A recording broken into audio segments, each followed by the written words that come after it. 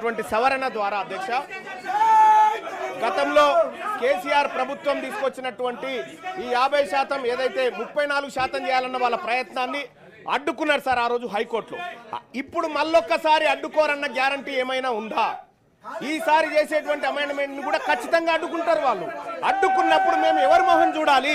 మా బీసీలు ఎటువైపు చూడాలి సార్? అప్పుడు మాకు ఎట్టి పరిస్థితిలో ఇది ముందుకు పోతుందనేటువంటి ఆలోచన లేదు. మీ కళ్ళ ముందున్నటువంటి అన్ని అంశాల్లో బీసీ డిక్లరేషన్ ని ఉన్నది ఉన్నట్టుగా ఈ 42% మీరు సాధ్యమైనంత వరకు మీ ప్రయత్నం చేస్తూనే మిగతా అంశాల మీద ఫోకస్ పెట్టాల్సిందిగా ఈ రాష్ట్ర ప్రభుత్వాన్ని కోరుతా ఉన్నాం సార్. అలాగే ఇదే బీసీలకు సంబంధించినటువంటి విషయంలో ముదిరాజులను అధ్యక్ష ఇదే కామారెడ్డి డిక్లరేషన్ లో మా ముదిరాజ్ సోదరులను జీఓఎంఎస్ నెంబర్ 19/2/2009 పునరుద్ధరణ చేస్తామని చెప్పి కాంగ్రెస్ పార్టీ హామీ ఇచ్చింది అధ్యక్ష. ఇందులో బీసీడీలో ఉన్నటువంటి ఈ తెలంగాణ రాష్ట్రంలో అత్యధిక జనాభా కలిగినటువంటి ఈ బీసీ బిడ్డలను ఈ ముదిరాజ్ బిడ్డలను బీసీడీ నుంచి బీసీఏలోకి అధ్యక్ష మా ఇంకో అరల నుంచి ఇంకో అరలకు వస్తాంటారు తప్ప వాళ్ళు ఇంకో దాంట్లో పోయి గుంజుకుంటామని చెప్తలేరు అధ్యక్ష. ఈ ఇచ్చిన హామీ ఎందుకు అమలు చేస్తలేరు అధ్యక్ష? ఇది సుప్రీంకోర్టు అడ్డం పడతా ఉందా? దీనికి ఏమైనా పార్లమెంట్ అడ్డం పడతా ఉందా? దీనికి ఏమైనా కోర్టులు అడ్డం పడతా ఉన్నాయా? రాజకీయ పరమైనటువంటి నిర్ణయాన్ని కాంగ్రెస్ పార్టీ తీసుకొని ఇది చేయొచ్చు అధ్యక్ష. ఇది చేయకుండా ఇది అట్లే పెట్టింది. గంగపుత్రుల విషయంలో కూడా ఇదే పరిస్థితి అధ్యక్ష. ఇవాళ గీత కార్మికులకు మనము వైన్ షాప్లలో రిజర్వేషన్ అని చెప్పి చెప్తా ఉన్నాం అధ్యక్ష. ప్రైవేట్ యూనివర్సిటీలు పెట్టే కాడ మా గీత కార్మిక మా గౌడ సోదరులకు అవకాశాలు కల్పించండి. ప్రైవేట్ కాంట్రాక్ట్ల దగ్గర అధ్యక్ష 42% రిజర్వేషన్ కాంట్రాక్ట్లు ఇచ్చే కాడ ఈ బీసీలకు ఇవ్వంగా ఏ చట్టం అడ్డుకునే పరిస్థితి లేదు అధ్యక్ష.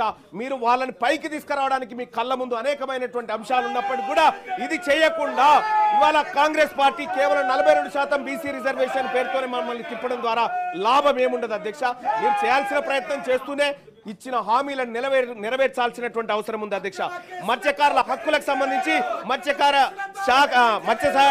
సామాజిక వర్గాల మధ్య పెండింగ్ లో ఉన్న సమస్యలు పరిష్కరించేందుకు త్వరితగతిన ప్రయత్నం చేస్తామన్నారు అధ్యక్ష. అదెటుపోయిందో అయితే గొర్రెల స్కీమ్ ను కాంగ్రెస్ పార్టీ ప్రభుత్వం ఏర్పడ్డ తర్వాత 100 రోజుల్లోనే 2వ విడత గొర్రెలు పంపిణీ చేస్తామన్నారు అధ్యక్ష. 2వ విడత గొర్రెల పంపిణీ కార్యక్రమం ఎటుపోయిందో కానీ ఇక్కడ మొదటి విడత గొర్రెల పంపిణీ కార్యక్రమంలో దోషులైనటువంటి వాళ్ళని ఇవాళ ప్రజాక్షేత్రంలో దోషులుగా నిలబెట్టలేకపోయింది. ఈ విషయంలో కాంగ్రెస్ పార్టీ కొంత ఇబ్బందికరమైనటువంటి పరిస్థితుల్ని సృష్టిస్తా ఉంది అధ్యక్ష. ఇక అలాగే వైన్స్ రిజర్వేషన్లు అధ్యక్ష. వైన్స్ల విషయంలో 15% ఉండే గౌడ్లకు రిజర్వేషన్లు 25% పెంచుతామని చెప్పారు సార్ కామారెడ్డి డిక్లరేషన్ లో. కానీ ఇప్పటి వరకు పెంచిన దాఖలాలు లేవు సార్. మొన్న ఏదో నోటిఫికేషన్ కూడా ఇచ్చినట్టు ఉన్నారు. అలాగే జనగామ జిల్లాకు సర్దార్ సర్వాయి పాపన్న పేరు పెడతామని కాంగ్రెస్ పార్టీ పేజ్ నెంబర్ 18 తన ఎన్నికల మేనిఫెస్టోలో చెప్పింది సార్. ఇప్పటికీ దానిపైన చర్చ లేదు, దానిపైన ఎలాంటి నిర్ణయం తీసుకోలేదు అధ్యక్ష. అనేక మంది ఇప్పటికే ధర్నాలు అలాగే ఆందోళన వ్యక్తం చేస్తా ఉన్నారు కాంగ్రెస్ పార్టీ ఈ నిర్ణయాన్ని తీసుకోవాలని చెప్పి.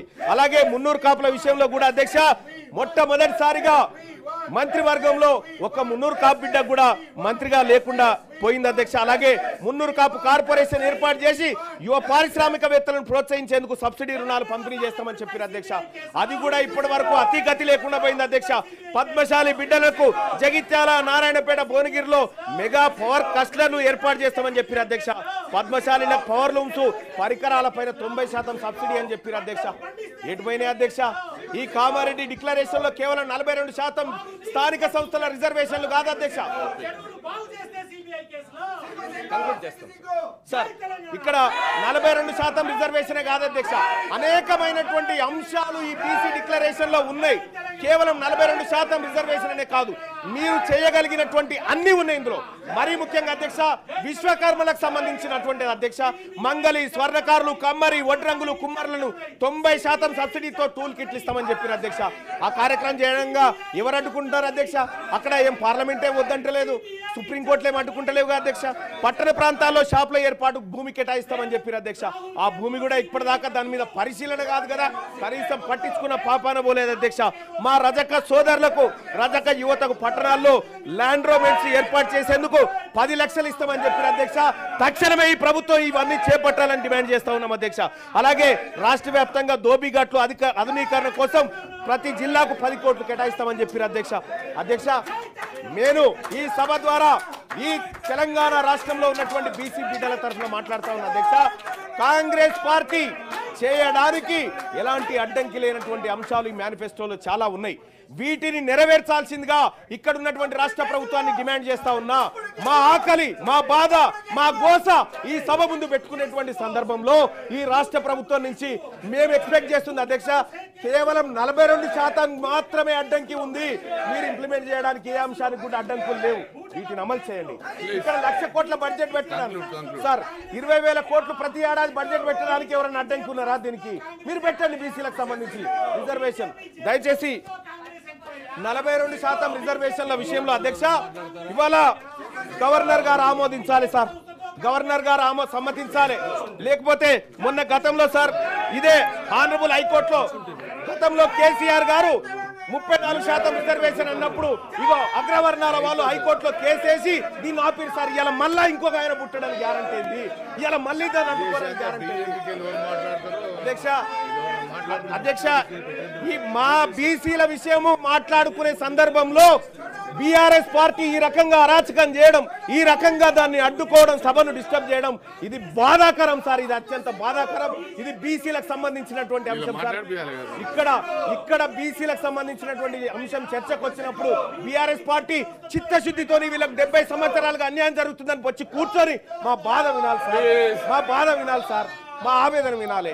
అది చేయకుండా కేసీఆర్ గారి పైన కేసు పెట్టినటువంటి ఉద్దేశంతో అదే కేసీఆర్ గారు మా మీద 100 కేసులు పెట్టింది సార్. మేము ఎన్నట్టు పట్టించుకోలే. మేము ప్రజాక్షేత్రంలో ఉన్నాం, ఎదుర్కోవడానికి సిద్ధంగా ఉన్నాం.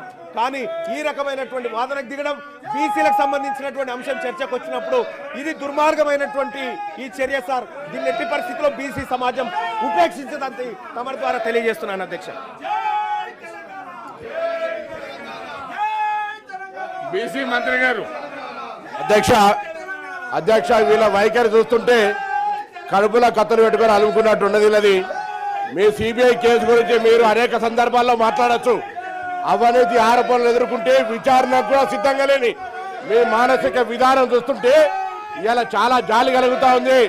ఇవాళ 42% రిజర్వేషన్లకు బేసిక్ గా టీఆర్ఎస్ పార్టీ ఫ్యూడలిస్టిక్ పార్టీ వ్యతిరేకంగా ఉంది. కాబట్టి ఇవాళ రిజర్వేషన్ల అంశం ఇక్కడ దానికి సంబంధించి పంచాయతీ రాజ్ మున్సిపల్ అడ్మినిస్ట్రేషన్ కోట ఎత్తేస్తుంటే ఇవాళ టీఆర్ఎస్ కావాల్సుకొని సిబిఐ పేరు మీద కార్యక్రమం చేస్తా ఉంది. ఏందా ఆరోపణలు ఎదుర్కొంటే విచారణకి ప్రజాస్వామ్యంలో విచారణకు ఎదుర్కొని నిర్దోషిగా నిలబడాలి. విచారణకు వచ్చినోడే ఈ విధంగా ధర్నాలు చేస్తే, విచారణ ఎదుర్కోవాల్సినటువంటి వాళ్ళు ఈ విధంగా ప్రొటెస్ట్ చేస్తే ఇవాళ తెలంగాణ మొత్తం సమాజం గమనిస్తా ఉంది. బీఆర్ఎస్ పార్టీ బీసీల పట్ల ఉన్న వైఖరి, బీసీల పట్ల ఉన్నటువంటి ప్రేమ ఏ విధంగా కనబడుతుందో చూస్తా ఉన్నాం. డెఫినెట్లీగా ఇది ప్రజలు గమనించాలి. తెలంగాణ ప్రజలంతా గమనిస్తారు. బీఆర్ఎస్ వైఖరి ఏ విధంగా అయితే బీసీలకు సంబంధించి రిజర్వేషన్లు అడ్డుకోవడానికి చేస్తా ఉన్నారు. బీసీలకు సంబంధించి ఈరోజు జరుగుతున్నటువంటి పరిణామాల్లో తెలంగాణ ప్రభుత్వం ముఖ్యమంత్రి గారి నాయకత్వంలో అన్ని రకాల అంశాలు తీసుకొని పోతుంటే ఎందుకు జరుగుతోందని అడుగుతాను. ఏమైంది? కనీసం సిబిఐ విచారణకు ఎందుకు వ్యతిరేకిస్తా ఉన్నారు? సిబిఐ విచారణకు ఎందుకు వ్యతిరేకిస్తా ఉన్నారు? సిబిఐ విచారణకు ఎందుకు వ్యతిరేకిస్తా ఉన్నారో అడుగుతా ఉన్నా. ఇవాళ చర్చ ముందు 42% కానీ 42% కానివ్వండి. 42% పేరు మీద అడ్డుకునే కూడా జరుగుతోంది. కేసీఆర్ కుటుంబానికి సర్వేలో కూడా పాల్గొనలే. వీళ్ళు ఇష్టం లేదు, కడుపులో కత్తులు పెట్టుకొని అలుముకొని పంపుతా ఉన్నారు బీసీలను. ఇవాళ బీసీలకు అన్యాయం చేస్తుంటే కనీసం పార్టీ నాయకత్వం స్పందిస్తలేదు. నేను అడుగుతాను మధుసూదన్ చారి గారు, బండ ప్రకాష్ గారు, ఇవాళ బీసీలకు సంబంధించి ఒక ప్రక్రియ జరుగుతుంటే అచేతనంగా నిలిచారు. ఈ తప్పిదాన్ని గమనిస్తా ఉన్నారు. చరిత్ర ఊరుకోదు. ఫ్లోర్ లీడర్ గా రాజు గారు కావచ్చు, రమణ గారు కావచ్చు, అందరూ కూడా చెప్తా ఉన్నాం. 42% రిజర్వేషన్ సంబంధించి టీఆర్ఎస్ పార్టీ కుట్రపూరితంగా తెలంగాణ ప్రజలు గమనించాలి. తెలంగాణ ప్రజలందరికీ విజ్ఞప్తి చేస్తా ఉన్నాం. టీఆర్ఎస్ పార్టీ వైఖరి చూడండి. 42% రిజర్వేషన్ ఏ విధంగా వ్యతిరేకిస్తుందో మధుసూదన్ చారి గారు స్పందించకపోతే వారు కూడా ఇందుకు సంబంధించి డెఫినెట్లీగా వారికి సపోర్ట్ ఉన్నట్టుగా భావిస్తా ఉన్నామని చెప్తా ఉన్నాం. ఇలా బీసీల గురించి మాట్లాడతారు. బీసీలకు సంబంధించిన ప్రక్రియ జరిగితే అడ్డుకుంటారు. అడ్డుకున్నప్పుడు సపోర్ట్ చేయరు. ఇదేం పద్ధతి అని అడుగుతా ఉన్నాం. అందుకే దయచేసి అధ్యక్ష వీళ్ళని వెంటనే ఒక విచారణ ఎదుర్కోలేని అవినీతి పరులుగా అవినీతి ఆరోపణ వస్తే విచారణ ఎదుర్కోక మొగల్ని కొట్టి మొరమొర అన్నట్టుగా ఇలా ఈ విధంగా రాద్ధాంతం చేస్తున్నటువంటి వాళ్ళు ప్రజాస్వామ్యాన్ని అపహాసం చేస్తూ ఇలా బీసీల రిజర్వేషన్ అడ్డుకోవడానికి ప్రొటెస్ట్ చేస్తున్న వీళ్ళ మీద కఠిన చర్య తీసుకోవాలని కోరుతా ఉన్నాం. తెలంగాణ ప్రజలు గమనించాలని కోరుతా ఉన్నాం.